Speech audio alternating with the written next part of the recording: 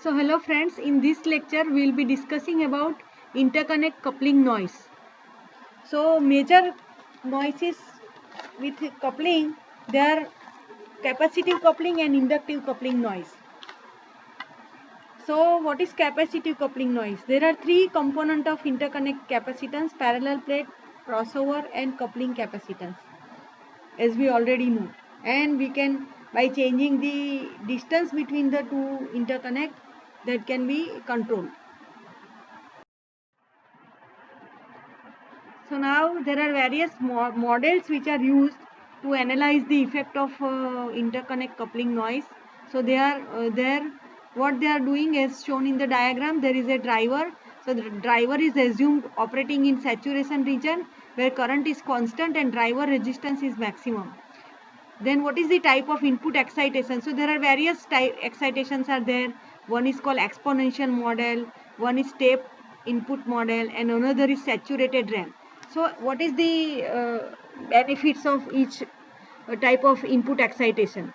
So as shown here, input step, ramp, either you can use step or ramp or exponential. So if you use exponential model, then more accuracy will be there, but more computations are required.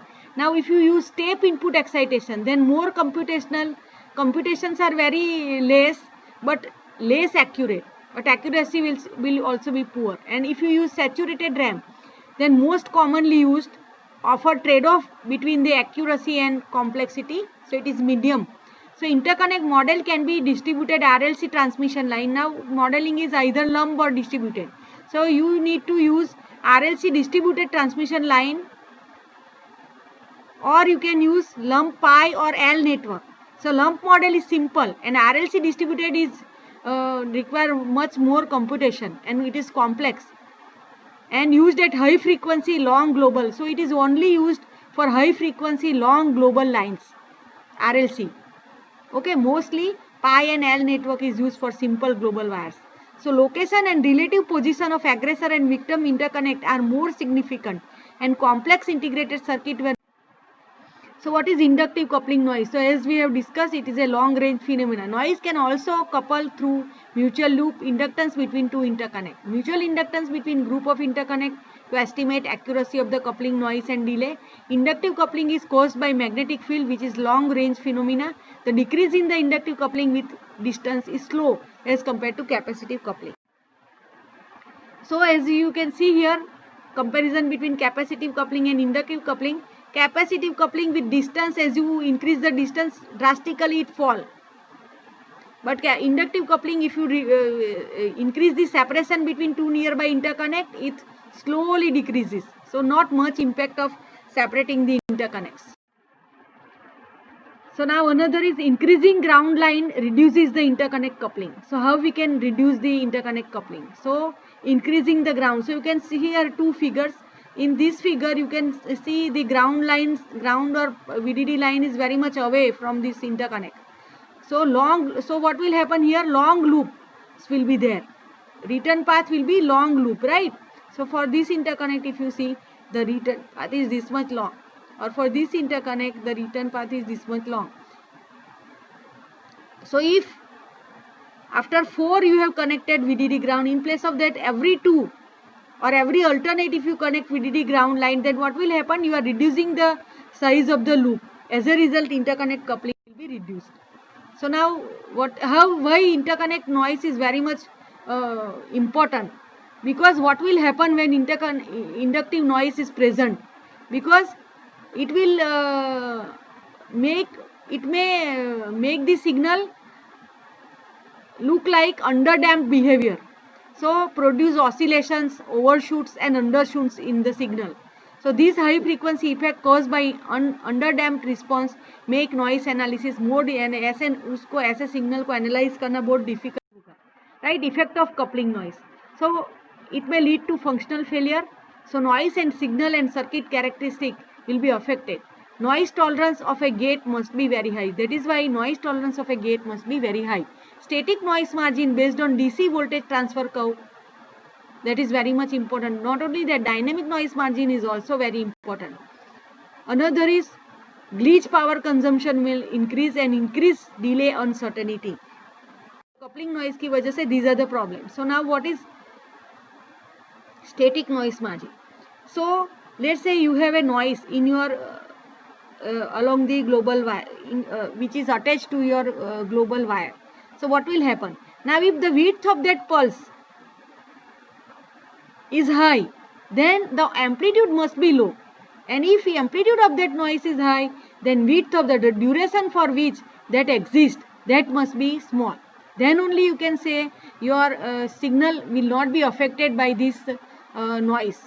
But if width is also high and amplitude is also high, then what will happen? Such noise, which if it is coupled with your global signal, then it is difficult to deal with. It may lead to functionality failure also. So you can see here dynamic noise margin. So what is dynamic noise margin? So you can see here dashed line is static noise margin. It is a fixed, right? But what will happen? The curve 1, 2, 3. The curve 1, 2, 3 represent dynamic voltage transfer characteristic for rising input, where 1 is slowest, right? Rising input के लिए 1 is slowest and 3 is fastest, क्योंकि distance इसमें slope कम हो रहा है, right? So that is why input rise time is decreasing as you move from 1 to 3. And the curve 4, 5, 6 represent dynamic VTC for falling input. So 6 is the fastest transition for fall time and 4 is the slowest transition. So why this result? Because either your VIH or your VIL, if that is changing, so that will lead to variation in the slope, and that variation is dynamic. So that will affect your fall time or maybe rise time, and that is also dynamically varying. So this type of noise is difficult to deal with. Now another is glitch. So glitches, we know that glitches are produced whenever two signals which are appearing at the input of this NAND gate, let's say at with different delay, then what will happen? The output signal will be having the glitches, because one signal is available early and this will be available after some time. So appearance of these two input is at different time, then glitches are produced at the output of the, let's say, NAND gate.